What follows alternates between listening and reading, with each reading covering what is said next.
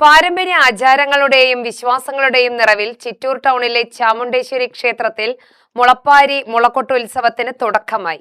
7 ദിവസം നീണ്ടു നിൽക്കുന്ന ഉത്സവത്തിൽ മാരിയമ്മയുടെ പ്രതിഷ്ഠയുമായി ബന്ധപ്പെട്ട പ്രത്യേക പൂജകളും മുളപ്പാരി സമർപ്പണവും വട്ടക്കളിയുമാണ് പ്രധാന ചടങ്ങുകൾ.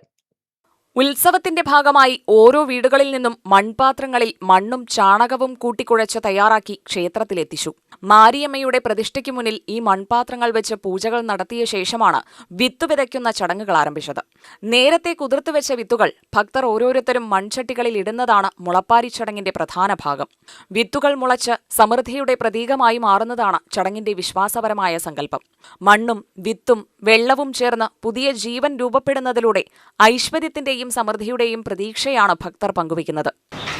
ഞങ്ങളെ കൊലദൈവമായി ഞങ്ങൾ ആരാധിച്ചുകൊണ്ടിരുന്നത് മാരിയമ്മയാണ്. ഈ ദൈവത്തിന് പറയുന്നത് മാരിയമ്മ. അപ്പോൾ ഇവിടെ കുടിയേറി വന്നതിന് ശേഷം ഇവിടുത്തെ തൊഴിൽ ഞങ്ങൾക്ക് കൃഷിയായിരുന്നു. കൃഷിപ്പണിയും കൂലിപ്പണിയും കൃഷിപ്പണിയും ആയിരുന്നു. അപ്പോൾ ആ കൃഷിപ്പണി ഈ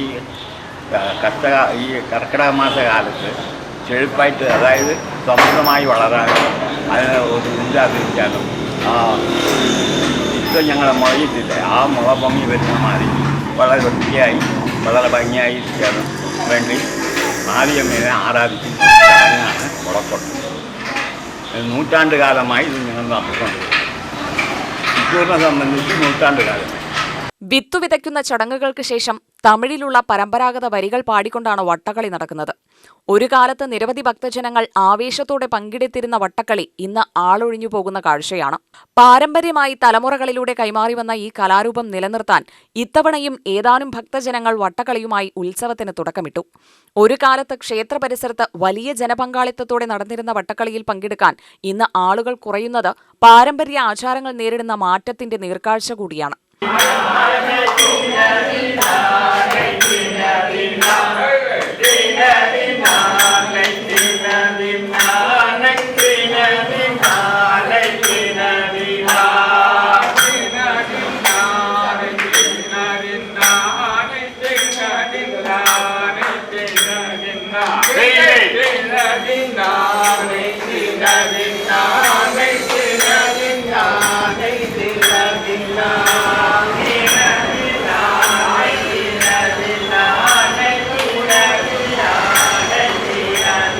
ആചാരങ്ങളും പാട്ടുകളും കളികളും പുതുതലമുറയിലേക്ക് കൈമാറേണ്ടതിന്റെ ആവശ്യകതയും ഇത്തരം അവസരങ്ങൾ ഓർമ്മിപ്പിക്കുന്നു.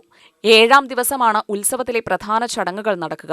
മാരിയമ്മയുടെ കുംഭവും മുളപ്പാരിയും മുളച്ചു വളർന്ന തൈകളുമെടുത്ത് എഴുന്നള്ളിപ്പ് നടത്തും.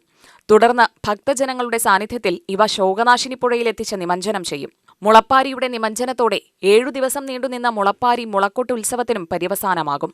മണ്ണിൽ വിത്തിട്ട് മുളപ്പിക്കുന്നതിൽ തുടങ്ങി പുഴയിൽ നിമഞ്ജനം ചെയ്യുന്നതുവരെയുള്ള ചടങ്ങുകൾ പ്രകൃതിയോടും കൃഷിയോടും മനുഷ്യ ജീവിതത്തോടുമുള്ള ബന്ധം വിളിച്ചോതുന്നതാണ്. വിശ്വാസത്തിന്റെയും പാരമ്പര്യത്തിന്റെയും കൂട്ടായ്മയുടെയും ഓർമ്മകളുമായാണ് ചിറ്റൂർ ചാമുണ്ടേശ്വരി ക്ഷേത്രത്തിലെ മുളപ്പാരി മുളക്കൊട്ടുത്സവം ഇക്കുറിയും നടക്കുന്നത്. മുളച്ചുയരുന്ന ഓരോ വിത്തിലും സമൃദ്ധിയുടെ പ്രതീക്ഷയുണ്ട്. അതോടൊപ്പം പാട്ടും കളിയും ആചാരങ്ങളും ഉൾപ്പെടുന്ന പഴമയുടെ പൈതൃകം കാത്തുസൂക്ഷിക്കണമെന്ന ഓർമ്മപ്പെടുത്തലും. UTV news, Palakkad.